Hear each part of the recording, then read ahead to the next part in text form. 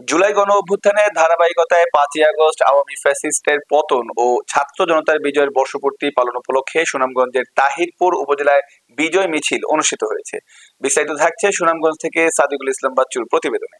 বিজয় মিছিলে উপস্থিত ছিলেন তাহিরপুর উপজেলা বিএনপির আহ্বায়ক মোহাম্মদ বাদল মিয়া, প্রথম যুগ্ম আহ্বায়ক ও তাহিরপুর সদর ইউনিয়ন পরিষদের চেয়ারম্যান জুনাব আলী, তাহিরপুর ছাত্রদলের আহ্বায়ক আবুল হাসান রাসেল, উপজেলা বিএনপির সদস্য সালমান উজির, উপজেলা বিএনপির যুগ্ম আহ্বায়ক মেহেদী হাসান উজ্জ্বল, সুনামগঞ্জ জেলা বিএনপির সদস্য আনিসুল হক, তাহিরপুর উপজেলা যুবদল, কৃষক দল, স্বেচ্ছাসেবক দল, মৎস্যজীবী দল, শ্রমিক দল ও ছাত্র দল সহ অঙ্গ ও সহযোগী সংগঠনের সকল নেতৃবৃন্দ। যখন এই দেশ থেকে এই সময়ে বিতাড়িত হয়েছিল তখন আমরা আনন্দের সহিত উৎসাহ করে বিজয় মিছিল দিয়েছিলাম। আমি দুঃখ করে নিয়ে বলতে হয়, আজকে এই নতুন স্বাধীনতা পেতে গিয়ে ওয়াসিম আবু সাইদ মুক্তার মতো অসংখ্য আমাদের ছাত্র দলের নেতা কর্মী সহ অসংখ্য ছাত্র জনতা শহীদ হয়েছে। আজকে তাদের আত্মার মাগফিরাত কামনা করছি আমি। আমরা সম্পূর্ণ ইস্পাত প্রতিরোধ থাকবো। বাংলাদেশ জিন্দাবাদ, বাংলাদেশ জাতীয়তাবাদী দল জিন্দাবাদ, বেগম খালেদা জিয়া জিন্দাবাদ, তারেক রহমান জিন্দাবাদ, আমাদের শহীদ প্রেসিডেন্ট জিয়াউর রহমান অমর হোক। 2024-এর 5ই আগস্ট আবার এই বৃষ্টি ছিল, আমরা মিছিল দিয়েছিলাম। আজকে দিয়েছি বিজয়ের মিছিল।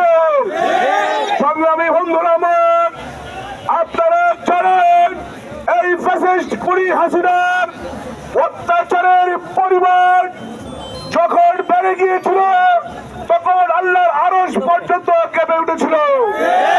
তখন এই এলাকার এই বাংলাদেশের ছাত্র সমাজ, কৃষক ছেলে সবাই মিলে এই খুনি হাসিনাকে এক কাপড়ে বাংলাদেশ থেকে তাড়াতে বাধ্য করেছে।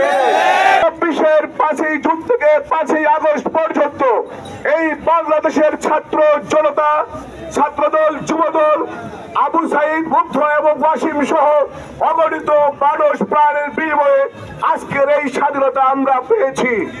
যারা এই আন্দোলনে আত্মত্যাগ করেছি তাদের আত্মার মাগফিরাত কামনা করে আমি আমার বক্তব্য শেষ করছি।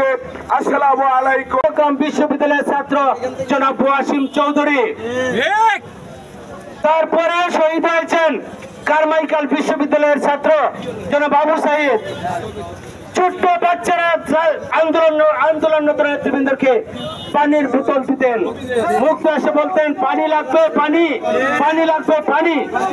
সেই মাসুম বাচ্চাকেও স্বৈরাচারীর পতনে, স্বৈরাচারী শেখ হাসিনার অধীনে তাদের নির্দেশে হত্যা করা হয়েছে প্রকাশ্যে গুলি করে। এভাবে আমাদের বিএনপির প্রায় 600 মানুষকে হত্যা করা হয়েছে। তার পূর্বে আমাদের ইলিয়াস আলী, চৌধুরী আলম, ছাত্রনেতা দিনার সহ 600-এর উপরে বিএনপি নেতৃবৃন্দকে গুম করা হয়েছে। আমাদের এই আন্দোলন সংগ্রামে সুনামগঞ্জ জেলার নির্বাচনী এক এলাকার 3 জন মানুষ শহীদ হয়েছেন, শাহাদাত বরণ করেছেন। মধ্যনগরের একজন, ধর্মপাশার একজন, জামালগঞ্জের একজন এবং অনেক মানুষ আহত হয়েছেন।